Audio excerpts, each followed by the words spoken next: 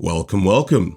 Today, Solasta 2 finally released into early access, marking the start of our journey with this awesome game. Alongside it, the devs have put out a roadmap showing what we can expect in the near future, as well as finally putting out their bug report and feedback system. So I figured I'd make a video explaining all of that.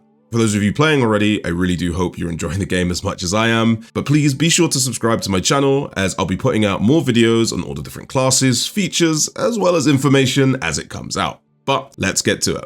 Tactical Adventures recently put out this handy infographic on their socials and Steam page showcasing what 2026 holds for Solasta 2. To my understanding, they'll be releasing a bunch of updates as we go throughout the year in order to tackle all the different bugs currently in the early access, but this roadmap basically focuses on the major updates that they have planned. They're going to be coming out swinging in Q3, which is around autumn time, with multiplayer being the biggest addition. I'm super excited it's coming out this early. They did touch on this a little bit on their stream today, saying that they're still working out some of the kinks, but they did assure us that it has been in the works for a while, so they're really confident they're going to get it all worked out. Things like crossplay between console and PC are also planned, obviously once the game is fully released, but they mentioned that the process for that is a little bit more complicated, as there are a lot of requirements on the console side that need to be met. We're also going to be getting an additional class in Q3, which is very welcome. I'm personally hoping for the Ranger or maybe a Warlock myself. Ranger having always been one of my favorites. I'd really love to see how that also interacts with the exploration layer that we have.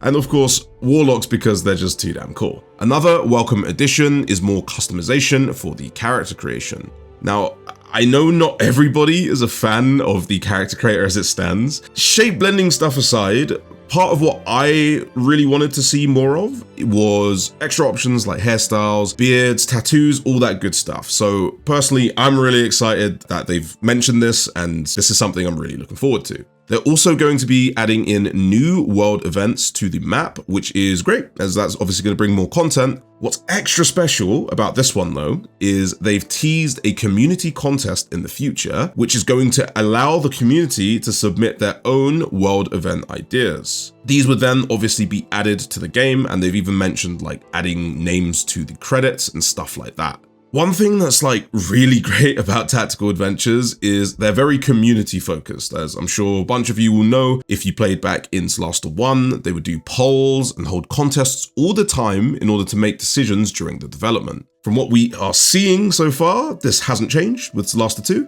but I'm going to speak a little bit more on that at the end when I talk about the feedback system, so let's just move on for now.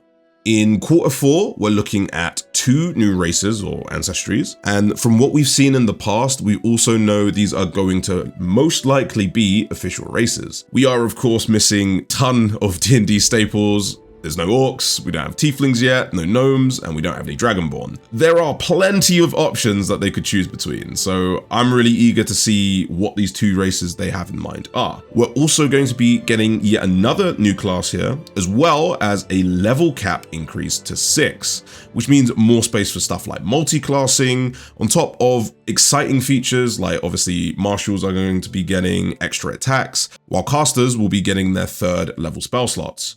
They're also saying we're going to be able to see the start of Act 2, which this came as a massive surprise to me. Maybe I'm a little bit too used to how Larian did things with Baldur's Gate 3's early access. That obviously had us in Act 1 all the time, but yeah, seeing some actual progression to the story in early access, it really gives us something to look forward to other than just gameplay features, right? I think that's a really, really big win for them.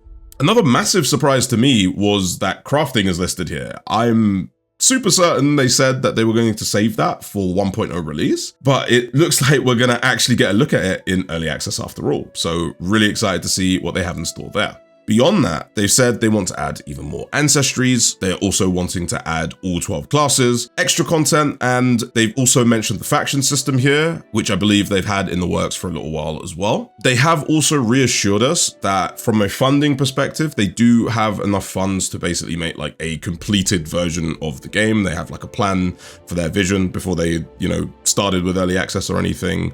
We will be getting a finished game. So we don't have to worry about, let's say early access just doesn't do very well. It's not going to be one of those games that's just stuck indefinitely in early access. But as I've said in some other videos, if they get, absolute giga funding, the scope of the project could grow and we could see some really interesting stuff. Which then neatly takes me to their feedback system. So this is like really, really important, especially if you've taken the plunge, you've jumped into early access. On their website, you can basically submit a ticket. And this has like the function of allowing you to obviously submit bugs. But more interestingly, they're also really encouraging us to submit all of our feedback on what we want to see added to the game. So I remember in one of the other streams, they were talking about during Solasta 1, it was really hard to keep track of what the community wanted because they didn't have a central hub for that. So that's what this is. And as I was saying earlier, Tactical Adventures really values that community input. So it's super duper important that we submit any feedback we have in order to help shape the game the way we want to see it. For instance, if you're really, really not a fan of that shape blending stuff used in the character creation, it's worth telling them here because they might be inclined to change that if enough people don't like it. The same goes for pretty much anything really, like stuff like creating your own custom background in character creation is something they've talked about doing if they get enough feedback on it. Rolling for or using custom stat attributes instead of just using point buy is another thing they've talked about. And hell, maybe we could even get them to put romances in the game if you really want that. Literally anything you can think of that could be improved.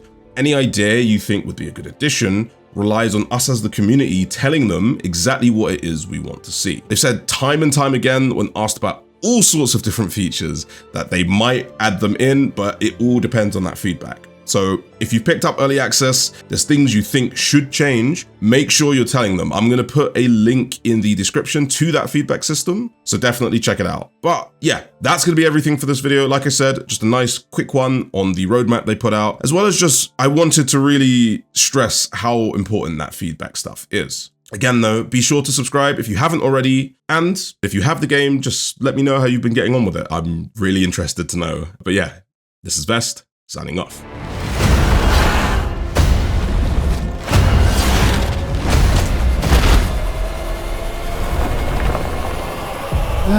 We finally meet.